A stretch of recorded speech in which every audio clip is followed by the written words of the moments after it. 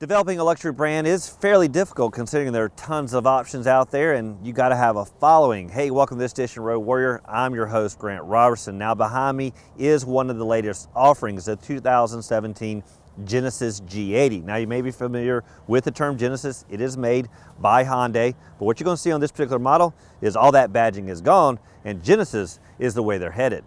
Now Hyundai is kind of new to this segment, really creating that luxury brand. The way you do that is get rid of the main namesake and go with a new brand identity. Here, going to be Genesis. Now the way they do that is they go on to kind of the insignias you'll see on Lexus and other models, going with that G80 with the Genesis being the name brand. Now Lexus has this, they have Toyota, Lexus, of course, Volkswagen, Audi. So nothing really new here when Hyundai is creating now Genesis. Now what does that mean for the Equus model? Well, I really don't see any evidence of that name continuing on.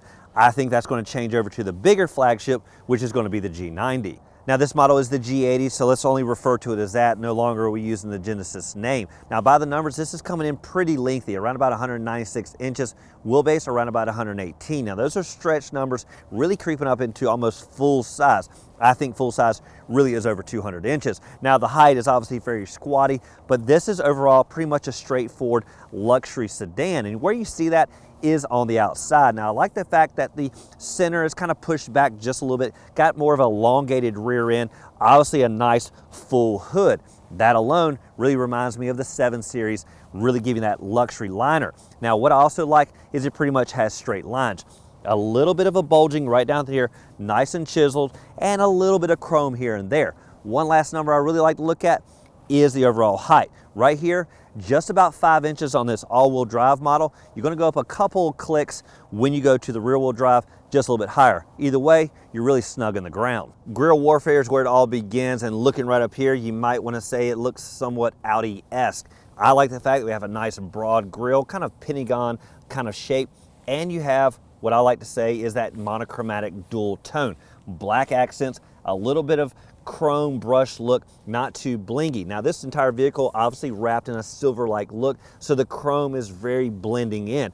Once you start to go to more of a black or different color, those could of course stand out a little bit more. Now when you look at the full front end, again, a little bit of lower fascia, everything really tight. Menacing headlights, and of course they're dynamic headlights, meaning pretty much going to be bright all the time you want them. When it sees other lights coming the other way, it's going to dimming. A nice feature, it's been around for decades, but obviously a luxury you expect. Also what we have is the radar-like sensing all the way around the vehicle. Specifically up front, the sensors for parking, it has emergency braking, all those features that really deliver luxury, especially under this new Genesis brand. One of the best features I love with luxury is right here in your pocket. Pretty much this vehicle knows where I'm at and pretty much welcomes me to the car. Even better at night, Genesis is illuminated here on the ground with that nice wing shape, kind of looking more like that Bentley lineup.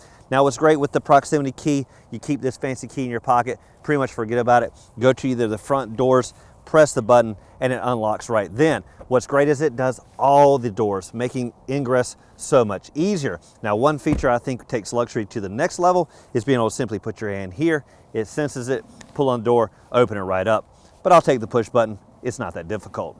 Swinging around to the Phillip Area, this is one place I always look at, specifically the security of it, because on a vehicle like this, you really want your Phillip Area to be secure. Now what you also notice is it's on the driver's side, because after all, the passengers rarely chip in here. Now what you're going to notice is when the vehicle's locked, of course it's locked. However, when it's unlocked, this naturally doesn't unlock. Instead, on the dash, there's a button. Simply press that and it pops right open.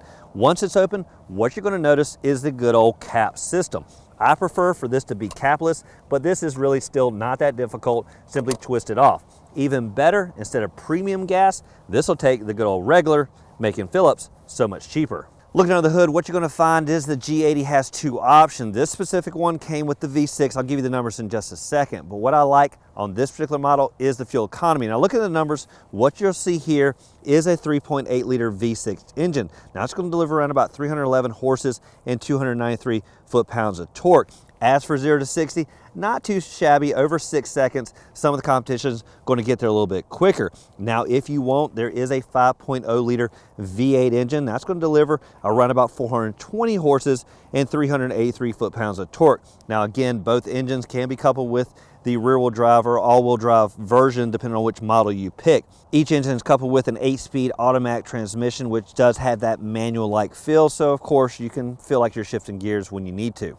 With plenty of room for 5 people on the inside, one area that has got to be strong is here at the back end. Now, what I like back here is the convenience factor. One feature that I like is pretty much get near the vehicle, have tons of things in your hand.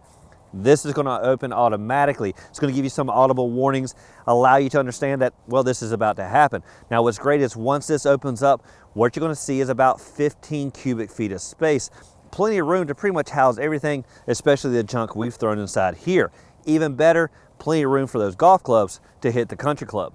With any luxury vehicle, you got to plan for the worst, and the worst could be the likelihood of changing your own tire, God forbid. Now, what's great is, well, this vehicle comes with a spare. What you'll find that is under the cargo floor. There, a nice full-size spare, and even better, all the operations you need to jack this vehicle up.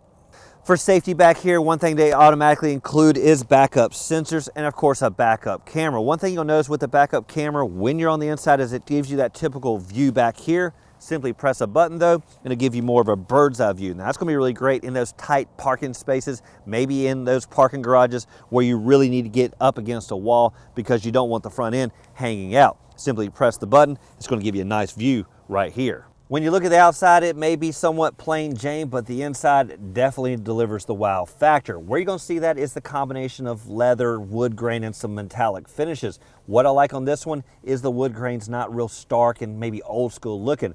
Definitely not going to go dated with the materials they use here. Even better, combining it with kind of the metallic look really brings it all together. Now, as for legroom numbers, what you're going to see up front is a whopping 45 inches. Now, that's going to be great, of course, if, well, you're 7 feet tall.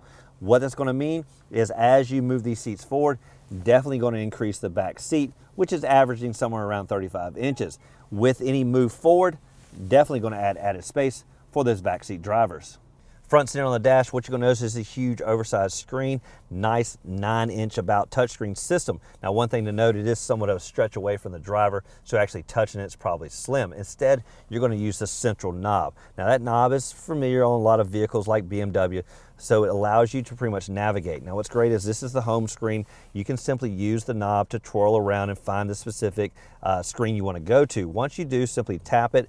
Then you can use the toggle system up and down, and the central area will tell you what's available up and down, left and right. Now, even better, you can actually live record on this particular model if you hear a great song. To keep everything looking nice and sleek, they've added some covers in this area. Underneath here, dual cup holders. Underneath here, some connectivity, dual power outlets and USB connection with auxiliary jack. Even better, this area is really great to store your devices. Now, when it comes to shifting gears, you do have the standard automatic gear shifter here. Of course, the manual-like feel, just hit it to the left and push it back and forth. Now, there are various driving modes right here. Just simply press and hold it. That's going to change it to Econo, change it again to Sport, or you have the normal everyday driving.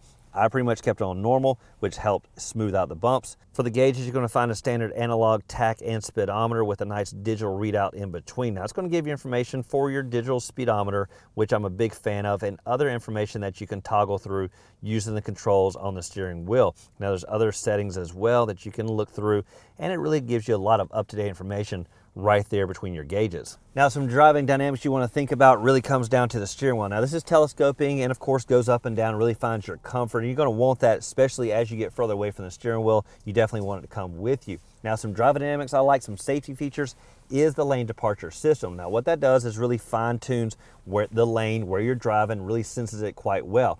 What I found is you can actually test it, take your hands off the wheel just for a second. As it starts to sense that you're veering left or right, it will actually tug just a little bit. Now, this will only go for about 10 or 12 seconds, and then it'll warn you, keep your hands on the wheel. Obviously, that's natural. But if you want to feel that tug and know that it's working, you'll see that right away. Now, one thing to note, that if you do tend to wander a lot, that natural progression for it to pull back and forth can make your passenger feel a little bit seasick. Climbing into the back seat, what you're going to notice right away is that extra leg room I talked about. Really, that front seat's up just a little bit, really creeping these numbers better than you see on paper. Now, there's going to be individualized attention on both sides, kind of a coupe styling. What does that mean for the center? Well, kind of a hump, and maybe a smaller person is going to need to go here. Now, what I like is the huge oversized armrest, really give you nice elbow support, and you're going to have dual cup holders built in here. Even better, a little bit of creature comforts with heated seats for both outside occupants, and the person back here can control that back screen. Now, even better is the tri-zone system. Now, you have the dual zones up front. Now, back here, no digital-like system on this particular model, but instead it has kind of a heat cold sensor that you just dial up here on the vents. Last thing is, of course, keeping out the sun with some added sunshades. And where you're going to see that is here on the outside window. Pretty much pull this up, shade out the sun, and what I like to do is kind of call this limo-esque when you do that.